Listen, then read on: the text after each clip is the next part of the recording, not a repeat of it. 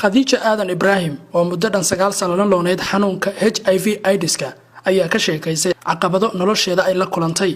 Khadija oo ka hadlaysay munaasabad shalay ka dhacday magaalada Garowe ee xarunta gobolka Nugaal, isla markaana lagu xuseeyay maalinta caalamiga ah ee xanuunkan HIV/AIDS-ka ee 1 December, ayaa waxa ay ka sheekaysay deegaankii ay ka timid iyo sababta ay uga soo haajirtay.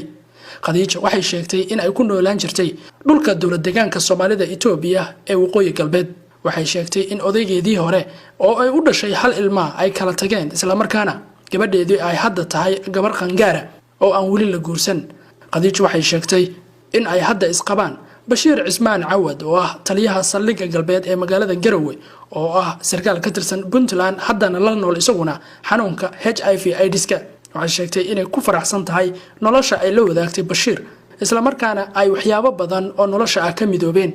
waxay sheegtay nolosheedu ay caadi tahay iyadoo fariin gaar ah u diraysa dadka la nool xanuunka ee jooga guryaha kuwaas oo qarsanaya xanuunkan. waraysiga oo dheer ayay sidoo kale ku sheegtay Khadija Aadan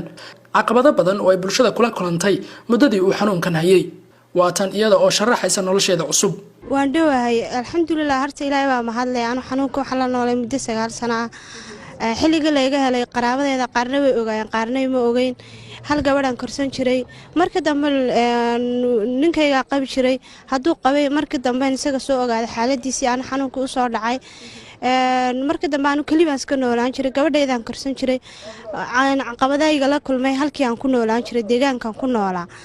marka waxaan isiri xadiiska waxaan xasuustay nabigu yiri sallallahu alayhi wasallam uu yiri meesha haday kugu adkaato waa laga haajiraa.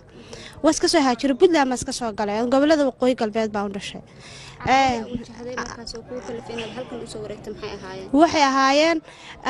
markii aniga dadkii horta garabkayga ka dhawaa oon waayay ana xanuunkiina nool ee dadka iga celin lahaa. waalidiinteedii qaaran waayay, aabihii baa soo hadhay. aabihiina wuxuu gaadhay dadkii oo dhan iyo sheego. marka waxaa noqday shimbir baal ka go'ay. waan iri kaliya waxaan u habran jiray gabadheeda yar. caqabada ani dhibti igu dhacday inayna ku dhicin maadaama gabadh tahay oo iyada seef gareeyo oo iska sito dawadeedana qaato. waxay caqabadii waxa kamid ahaa walaashay guri in la iga kareyn waayo. guriga hadii la iga kareeyo xitaa anoon wali guriga ku guurin baa lacagtii horumarinta la soo celiyay igu tirislaantii dad baa iga imanay Jabuuti hooyo taa lacagtaadi. حتى قفك يقول له أمرك أنتوا إيه مدبي يقولوا أنتوا دفاعي لا سوى جرو وين كتيرة بيقولوا لي أنا وكا وحبكم ما قبل كردتك ولا هذاك وش هكذا سنة يعني حافظ النمو الدجنان كرنا إنك على قري مركب أنكو أصلا أنت المخرب أنتو كذا أنت المخرب كذا إلهي بريين أنك هاتشر ماشي وانكسر هاتشر إلهي يقوم وانكو قول استي waxay soo dhaweeyay dadkeena reer Puntland alxamdulillah rabbil caalamiin guul baan gaaray. dadkayga anu istaagay caafimaadka wax ka bartay fitsi baan ka shaqeeyaa koosaliska sameeyaa tastiga sameeyaa dadkayga anu istaagay ku kasta meeshiisaan ku ogahay inta ani awoodayda anu cidna lacag ma siiyo laakiin xanuunka maadaama uga waayay aragsana 9 sano dawada qaadanay waa soo dhaweeyaa walaalahayga. dhalinyartan waxaan ku booriyaa intayna iskuursan inay isbaaraan waliba 2 jeer oo 3 bilood u dhaxayso. hadda gabadheedii berigii maanta waa dhowr 10 jir. hadda dad baa igu dhahay maxay media la hor istaagtaa Khadija gabadhaada ayaa guursanaya. gabadheeda waxaan ku yiraahdaa guurka Allah u haya laakiin waxay fiican baan ku yiraahdaa 2 reer oo safe noqda oo waxay ugu muhiim 2 reer oo safe noqda walaalahaya inaan badbaadiyo oon u sheego xanuunka. dad baan ogeyn dad baan xarunta ba aqoon xataa xaruntu waxa ku taala isbitaalka weyn referaalka Garowe walaalahayna inii jooga qof dhalinyar aan ahay iga cabsoonina yimaada la isbaara xaaladina ogaada. markii aad dadka xaaladahooda ogaanaysa Khadija aad ka warqabaysid dhibaatooyinka ay dadku kaaga sheekeeyaan ay kugu dhahaan waan la kulanaa maxaa kamid ah? dhibaatooyinka dadku markii qofka xanuunka la nool caqabadaha ugu daran ay la kulmaan waa qofkii shaqo laga soo ceyriyay nololiisa asaasiga oo dhanba ku waaya. in shaqo laga soo ceyriyay in ubadkiisa iskuulka laga soo saaro in guriga lagu shiido haduu leeyahay oo la yiraahdo xaafada ka guuro inuu basuuqiba ka adeegan kar waayo in xataa meeshu biyaha ka cabay loo diiday. ana kamida meeshu biyaha laga cabay in la ii diiday hadda ka hor. alxamdulillah maanta waa fiicanahay guri baan leeyahay. dadka kuma oranayaan guri iyo hanti baan leeyahay waan ka maarmaya waan u baahanahay walaalo iyaguna way ii baahayn laakiin waxa ku baaqaya inay walaalahay is dhowraan oo dhowrsanaado waliba jiilka cusub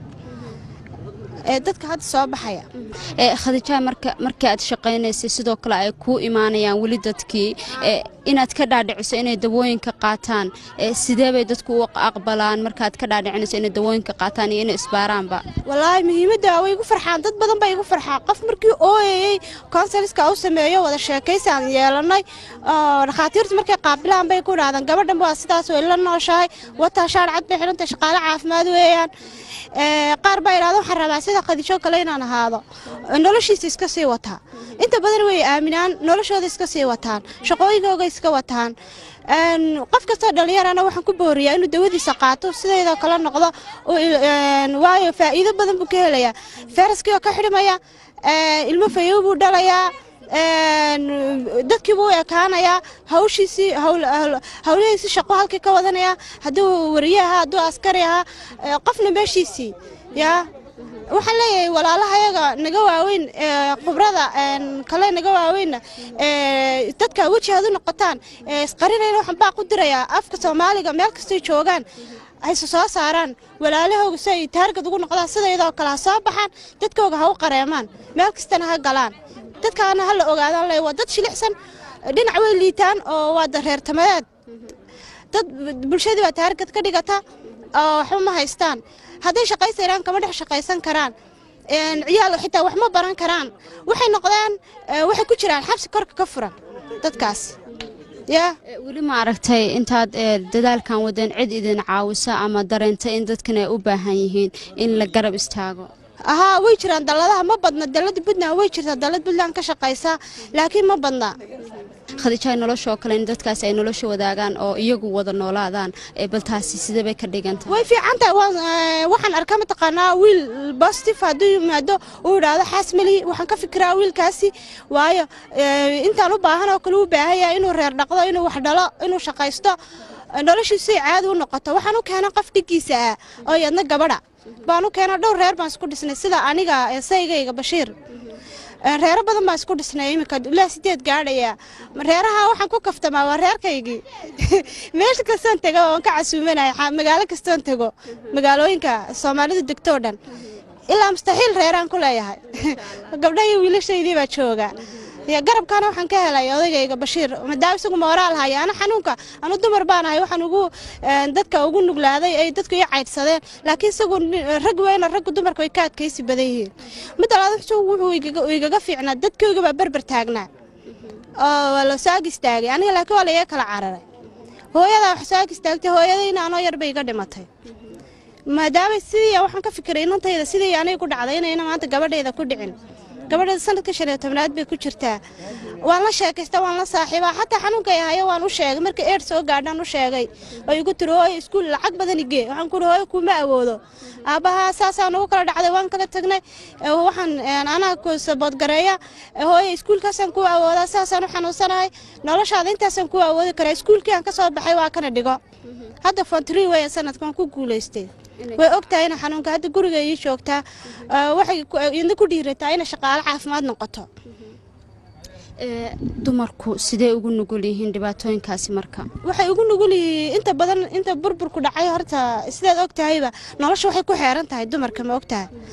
dumarkii hooyadii ninku hadduu xanuunka ku dhacay bayada iskaga taagto aan laga garanayn buu tagaa laakiin hooyadu waxan bay ku fadhidaa ubad bay ku fadhidaa ma ogtahay kama tagi karto ubadkayga dib u eegaysaa dhibaatadii oo dhan way saarantay bulshadiina waa taargad bay ka dhiganaysaa toosh baa la daba sitaa